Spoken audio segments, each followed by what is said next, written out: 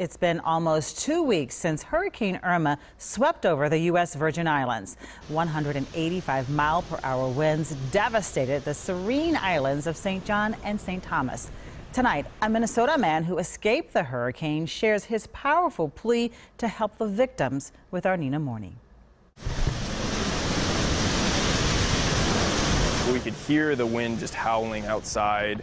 It was pounding. Back in the comfort of his St. Louis Park home, 24-year-old Brad Arrington can't help but think of those still in St. Thomas, unable to escape catastrophe. After the storm passed and we were able to get out and walk the streets, it's just truly heartbreaking. Hurricane Irma has killed dozens across the Caribbean. The strongest Atlantic Ocean hurricane ever measured, Arrington rode out the storm. It was an old building built in 1860, so it was all stone, it was safe.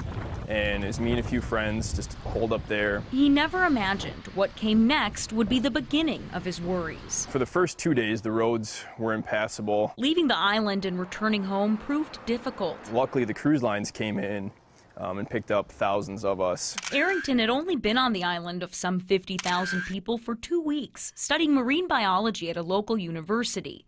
Now back in Minnesota, he hopes the devastation outside of the continental U.S. will stay on people's radars. People sometimes forget that the Virgin Islands are still American citizens. What lies ahead for islands depending largely on tourism to bolster the economy keeps Arrington up at night. People don't even have access to, running water, electricity, basic needs. Longing to return to his studies, one of many lives interrupted by Irma.